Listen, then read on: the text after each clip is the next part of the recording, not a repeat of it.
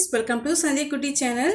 இன்றைக்கி நம்ம சேனல் மூலியமாக கடைகள் எல்லாம் கிடைக்கக்கூடிய பேக்கரி சுவையில் கிடைக்கக்கூடிய நம்ம கெட்டி பக்கோடா எப்படி வந்து செய்யுதுன்ட்டு பார்க்கலாம். இந்த கெட்டி பக்கோடா பார்த்திங்களன்னா ஒரு வாரம் ஆனால் கூட அதே டேஸ்ட்டில் அதே ஸ்ட்ரக்சரோடு இருக்கும்.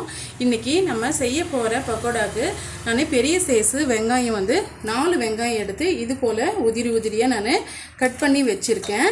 இப்போ இது கூட தேவையான பொருட்கள் என்னென்ன சேர்க்குதுன்னு சொல்லிட்டு நம்ம பார்க்கலாங்க. பக்கோடாவுக்கு தேவையான அளவுக்கு நம்ம சால்ட்டு வந்து சேர்த்துக்கலாம். நான் 1/2 டீஸ்பூன் அளவுக்கு நான் சால்ட்டு சேர்த்துக்கிறேன். எப்போவுமே சால்ட்டை சேர்த்துட்டு நம்ம வெங்காயம் இது போல் நல்லா பிசைஞ்சு விடும் போது வெங்காயத்துலேருந்து தண்ணி வந்து நல்லா கசிஞ்சு வருங்க. அதை வச்சு நம்ம மாவு வந்து பிசைஞ்சு எடுத்துக்கலாங்க. பாருங்கள், இது போல் உதிரி உதிரியாக நம்ம சேர்த்து எடுத்துக்கும் போது தான் கெட்டு போகாமல் நமக்கு பக்கோடா நல்ல கிறிஸ்பியாக இருக்கும். அதனால தான் இது போல் நீங்கள் தனித்தனி பீஸுகளாக வர்ற மாதிரி அந்த அளவுக்கு நல்லா ஸ்லைஸ் பண்ணி எடுத்துக்குங்க.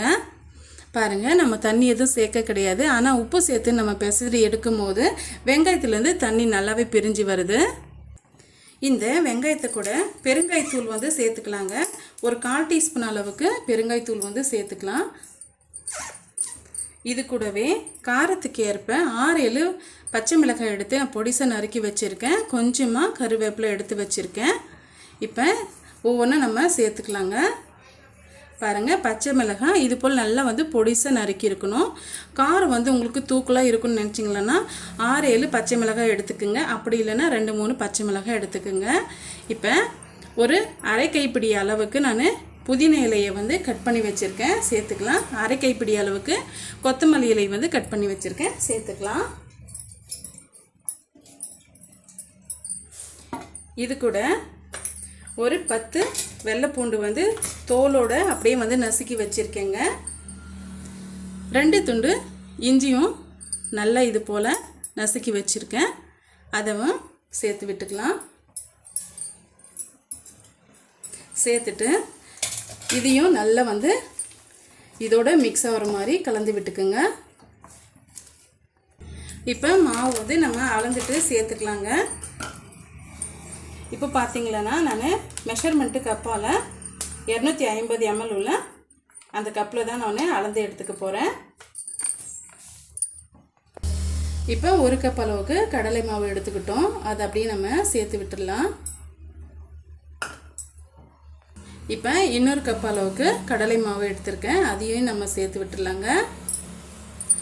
சேர்த்துட்டு 1 கப் அளவுக்கு அரிசி மாவு எடுத்து வச்சுருக்கேன், அதையும் நம்ம சேர்த்து விட்டுக்கலாங்க.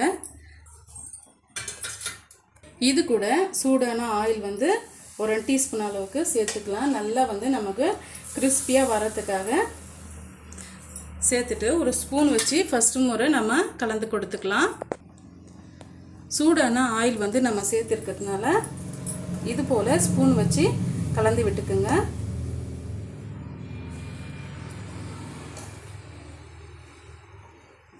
பாருங்கள், இந்த அளவுக்கு கலந்து கொடுத்துக்கிட்ட பிறகு கைகளால் நல்லா வந்து அழுத்தி பிசைஞ்சு நம்ம பிசைய வேண்டாங்க. இப்படி வந்து பூ போல் நீங்கள் இது போல் நீங்கள் கலரி கொடுத்தீங்களன்னா தான் அந்த கெட்டி பக்கோடா வந்து நமக்கு சூப்பரான ஸ்ட்ரக்சரில் வந்து கிடைக்கும்.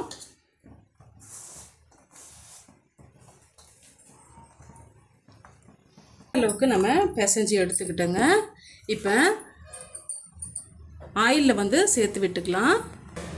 ஆயிலோட சூடு வந்து ஃபஸ்ட்டு நம்ம எண்ணெய் சூடு பண்ணும்போது ஹை ஃப்ளேமில் இருக்கணும். இப்போ நம்ம போடும் போது மீடியமான ஃப்ளேமில் நம்ம வச்சுக்கலாங்க.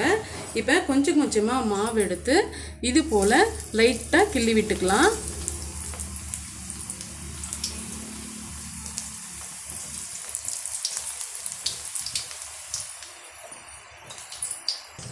சேர்த்துட்டு ஒரு 2 நிமிஷம் கழித்து நம்ம கலரி கொடுத்துக்கலாங்க. ஒரு சைடு வந்து நல்லா வெந்து வந்துடுச்சு. இப்போ நம்ம இன்னொரு சைடு வந்து திருப்பி போட்டுக்கலாங்க.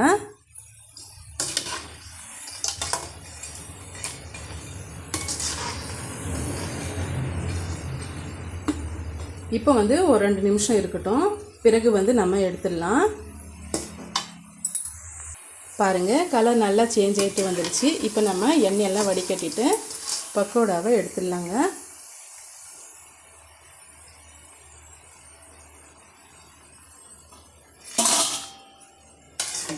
சூப்பராக வந்து கிறிஸ்பியாக இருக்கும்.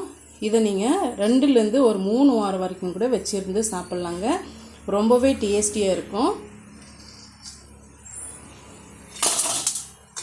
இதே போல் எல்லா பக்கோடாவும் செய்து முடிச்சுட்டு பிறகு பார்க்கலாம்.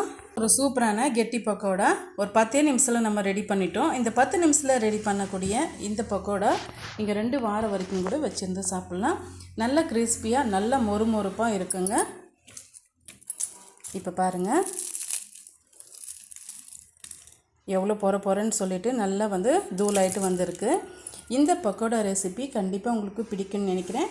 பிடிச்சிருந்தால் மறக்காமல் சந்திக்குட்டி சேனலுக்கு சப்ஸ்கிரைப் பண்ணுங்கள், லைக் பண்ணுங்கள், ஃப்ரெண்ட்ஸ் அண்ட் ஃபேமிலியோட நிறைய ஷேர் பண்ணுங்கள். தேங்க்யூ.